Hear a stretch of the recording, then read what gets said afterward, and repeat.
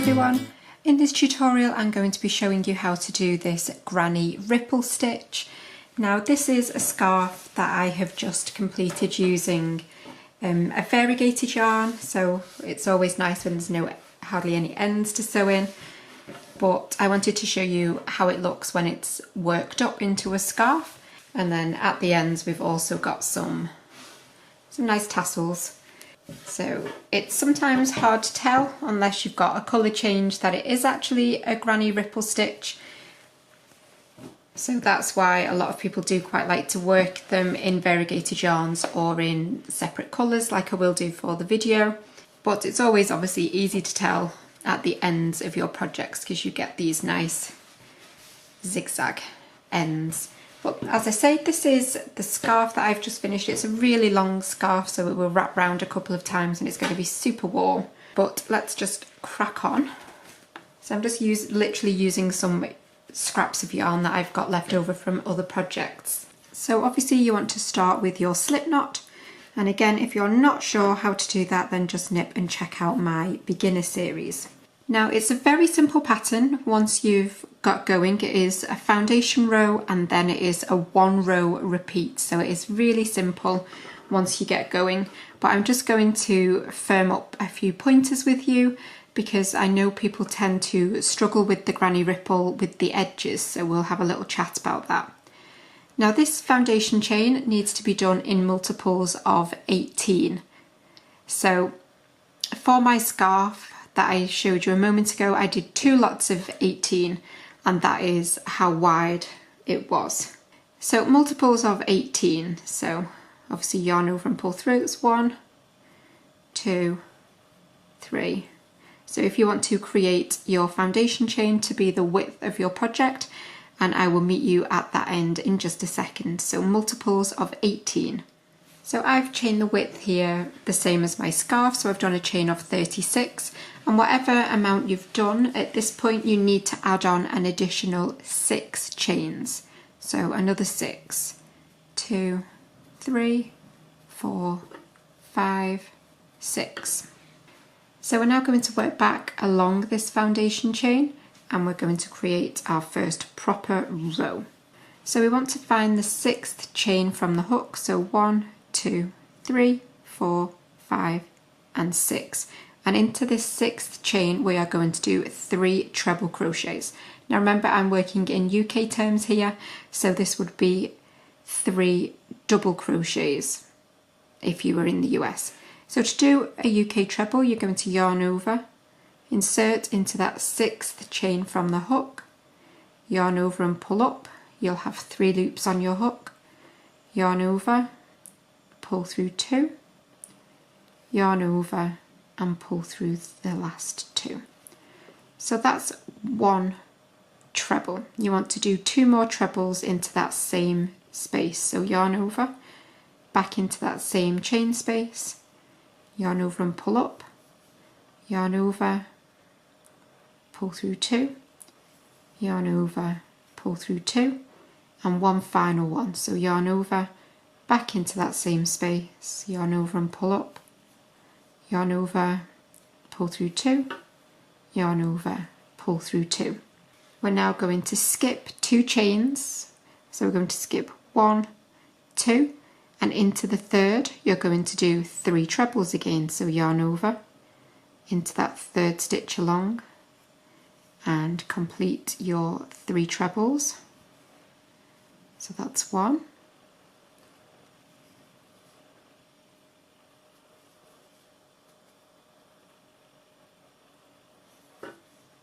2,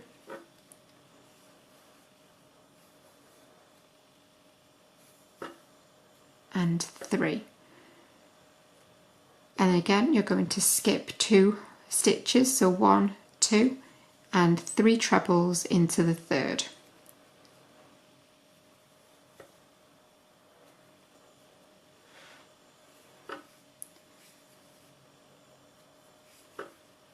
Two,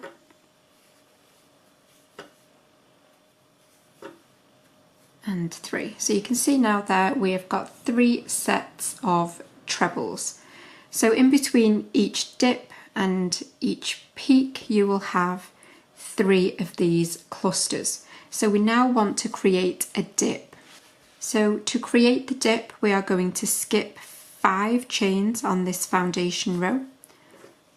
So 1, 2, 3, 4 and 5, and then into the 6th chain we're going to do 3 trebles again. So yarn over, go into that 6th chain along and complete your treble, and then 2 more into that same space.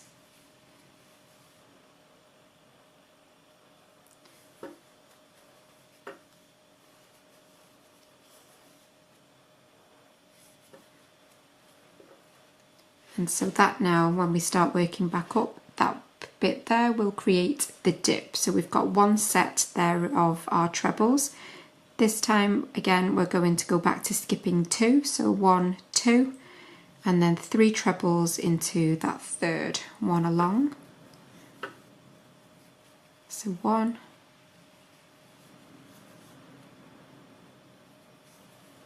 2,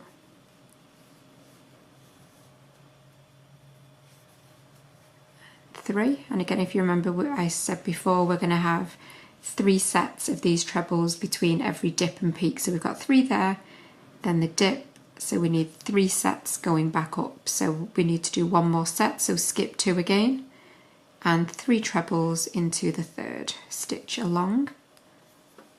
So 1,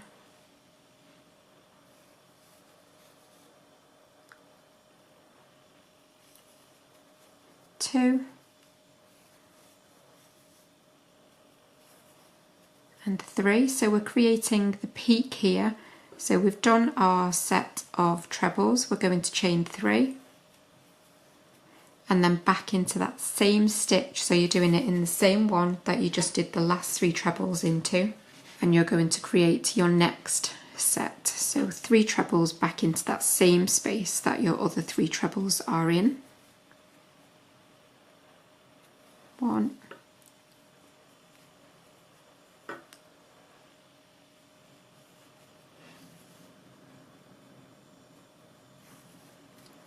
2,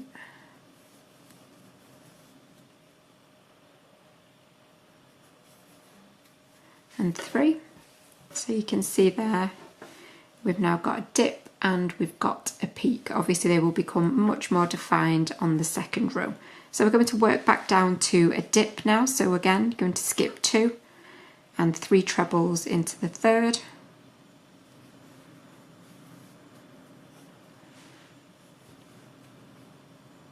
1, 2, and 3, and again skip 2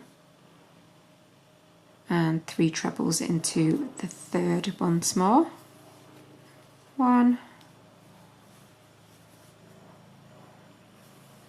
2, and 3. Excuse the noise of that helicopter. And so when you look at the peak there now, you can see we've got 3 clusters. So now we want to create the next dip. So again, you're going to skip 5. So 1, 2, 3, 4, 5, and then your next cluster will start in the 6th. So yarn over, insert into the 6th chain, and do your next set of 3 trebles.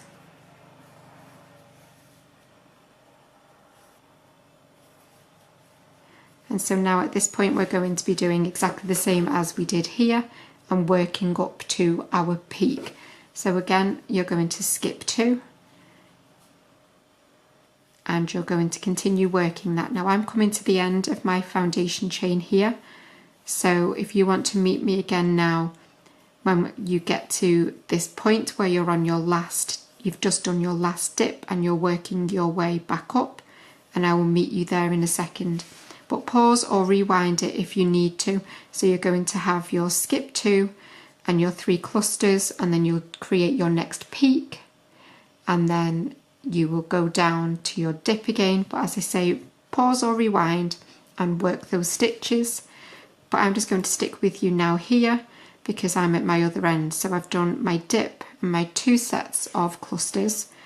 I'm then going to skip 2 as normal, and that is when you should come to your very final stitch. And so if you remember, we've done the dip, so we're working back up to a peak. So you must remember that this is a peak. So you're going to do your 3 trebles into this very final stitch.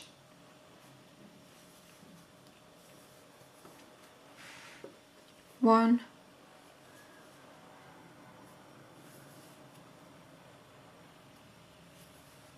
two,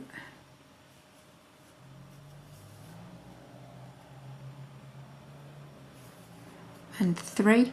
So remember, we're doing a peak, and you do actually need to create your peak. You don't just finish with your 3 clusters. We need to create the peak. So you're going to chain 3, and then back into that same final chain you're going to do 3 more trebles.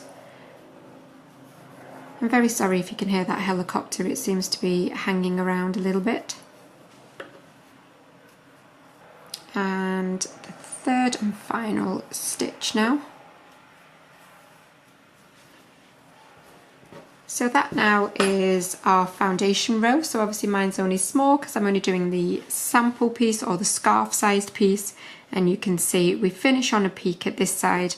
And so this next row now is the row that you will repeat over and over again. So as I say, it's a 1 row repeat, so it's nice and easy. So you want to chain 5, 3, 4, 5, and turn. And into this first chain 3 space, we are going to do 3 treble crochets.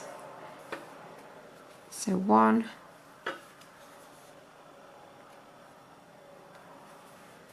2,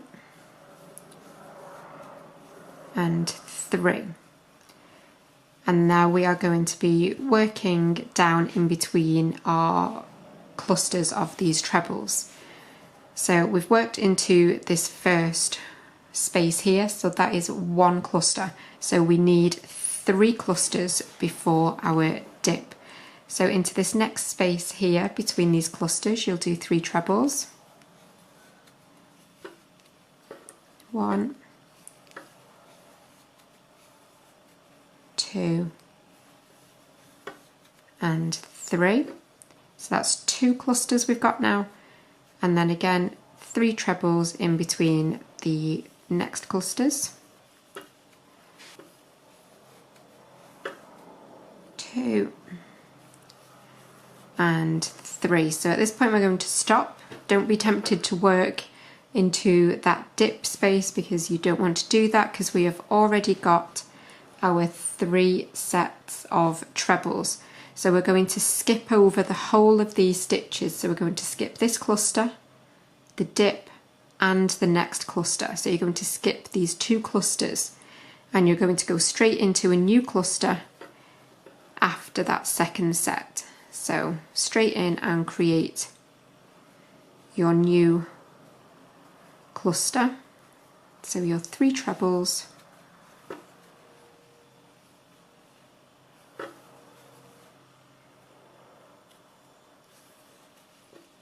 so you can see now our dip is getting much more defined. So we've got our 3 clusters going down, and now we want our 3 going up. So we've got 1 going up now, and then in between the next clusters you will create your next set of trebles. So 1,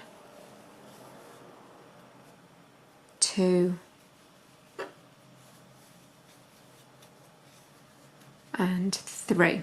And so now we're at our peak where we've got our 2 sets of trebles separated by that chain 3. And so in that peak we want to create a new peak. So we're going to go into that chain 3 space, and we're going to do 1 set of trebles.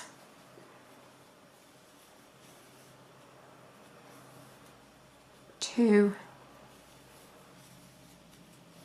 3, and then you want to chain 3 to create the new peak, and then back into that same space you're going to do your next set of trebles. So 1,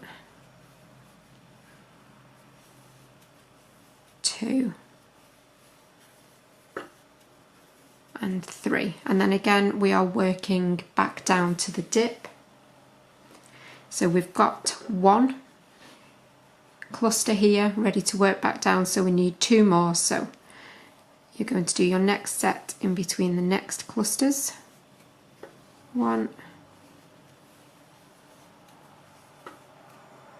2 and 3, so that's 2 clusters now, so we need 1 final one in between these next clusters. So 1, 2 and 3. So we've got our 3 clusters going down now. So again we're going to skip over the whole of the dip, so the dipped stitches and these 2 sets of trebles either side. We're going to go straight into the next set after the dip. So you're going to start with your 3 trebles there. So if you want to carry on working that pattern, so again pause or rewind if you feel like you need to, and continue working all the way across your project, and I will meet you as you get back after your final dip here, and we will finish off the row. So obviously I've got 1 set of stitches here after the dip, so I need 2 more, so I'm going to do my next set.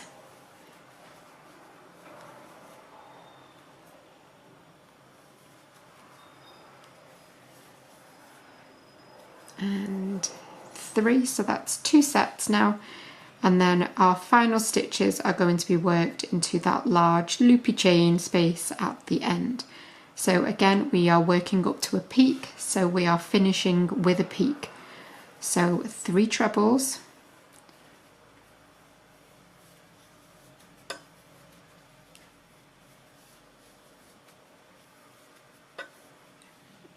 and create the peak, so chain 3, and then 3 trebles back into that same space. Now I'm going to change colours at the end of this row, just so that anyone that wants to do it knows how to do it and at what point to do it. So on your final treble you want to stop when you've got 2 loops on your hook, and you're going to want to get your new colour and grab that new colour and pull it through those final 2 loops, and then you're going to want to do a little chain 1, but remember that chain 1 isn't going to count as a stitch, it is simply to secure that colour change. Now at this point you can snip off your old yarn if you want to, or you can just continue. So to move on to the next row, again chain 5 and turn. So obviously it is that 1 row repeat the whole way across, and you will jump straight across into your first set of trebles in that chain space, that chain 3 space.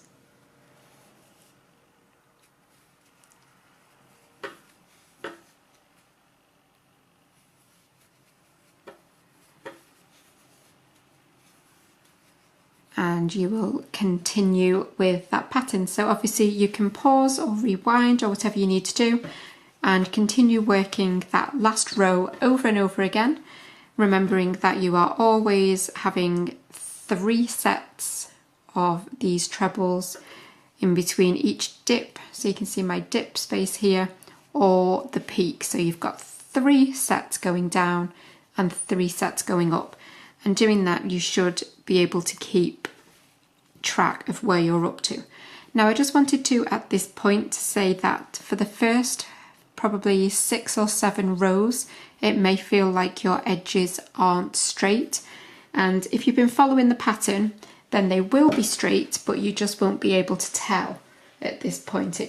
I see lots of people all the time saying, oh, my granny's ripple has gone crazy, it's not working right. But if I show you the beginning point of this scarf, so for a while it may look like your edges are either going a little bit out and you might not be able to tell where it is, but I would say for the first up until you get to this point here, you can see that that is where the dips and things that we created with the foundation row. This is the point here where your edges will start to straighten off, because up until when you get to that point, these edges here are obviously on a gradient, so you can see it's going up at an angle.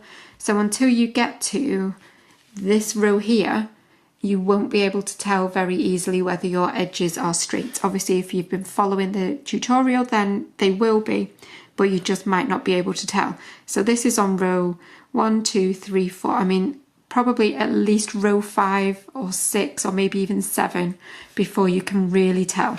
But obviously after that point, the pattern builds up and you will easily be able to tell that your edges are straight. But I just don't want people getting disheartened at the beginning thinking that they've gone wrong, because you do need to get to at least probably row 6 before you can really tell whether you did go wrong anywhere. But hopefully you haven't done, and hopefully you've been able to follow along. But I just wanted to explain that please don't panic straight away when you look at your edges.